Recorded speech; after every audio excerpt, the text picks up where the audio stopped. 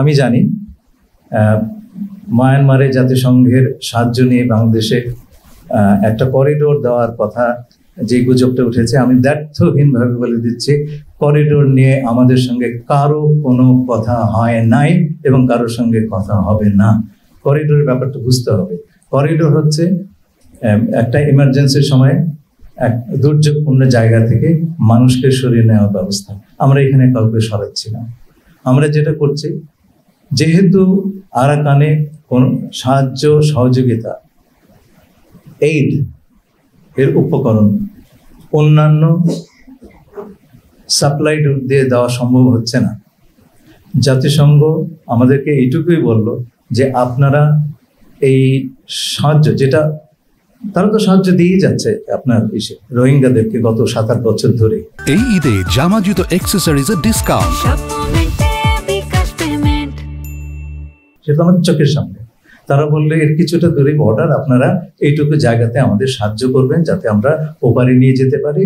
জাতিসংঘ তার বিভিন্ন সহযোগীদের মাধ্যমে রাখাইনের ভেতরে যেই চ্যানেলগুলো আছে তারা সেটা ব্যবহার করবে এবং সেটা দিয়ে তারা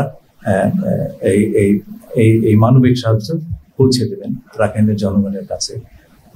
আমি আবারও বলছি, দ্ব্যর্থহীন কণ্ঠে বলছি, এবং আপনারা সেটা প্রমাণ করতে পারবেন, যোগাযোগ করলেই পাবেন। জাতিসংঘকে জিজ্ঞেস করেন, জাতিসংঘের সমস্ত রাষ্ট্রদের জিজ্ঞেস করেন।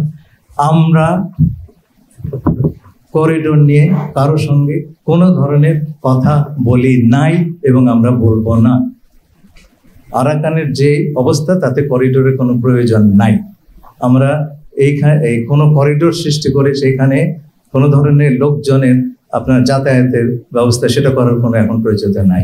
যেই প্রয়োজনীয়তা আছে সেটা হচ্ছে সেখানে ত্রাণ সম্ভার পৌঁছে দেওয়া। আপনারা জানেন যখন মায়ানমারে ভূমিকম্প হলো, আমরা কিন্তু তাদের রিকোয়েস্টের বা আবেদনের অপেক্ষা করি না, আমরা পাঠিয়ে দিয়েছি ত্রাণ।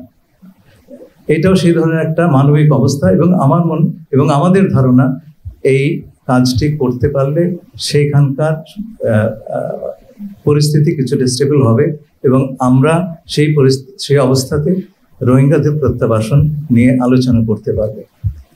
যদি আরাকানের অবস্থা যতদিন অস্থিতিশীল থাকবে ততদিন আমরা প্রত্যাবাসনের কথা বলতেই পারবো না। আর প্রত্যাবাসনের কথা যদি নাই বলতে পারি তাহলে তো প্রত্যাবাসন কৌশল নিয়েও কোনো কথা বলতে পারবো না। সুতরাং প্রত্যাবাসন কৌশলের যে প্রিরিকুইজিট, পূর্ব শর্ত, আমরা সেখানে আসি নাই। অনেকে বলেছেন করিডোরে নিয়ে আপনারা কথা বলছেন, কারোর সঙ্গে আলাপ করেন নাই। ভাই, অস্তিত্ববিহীন জিনিস নিয়ে আমরা কি করে আলাপ করবো? যার অস্তিত্ব নেই তার সঙ্গে সে বিষয়ে আলাপ কি করে হয়? আর আরেকটি কথা আপনারা শুনেছেন আমার জাতীয়তা নিয়ে, আমার একটাই ন্যাশনালিটি, সিটিজেনশিপ, বাংলাদেশের সিটিজেনশিপ। আমি এখানে আসার আগে আমার পরিবারের সঙ্গে আমেরিকায় থেকেছি, কিন্তু আমার কোনো আমেরিকান পাসপোর্ট নাই।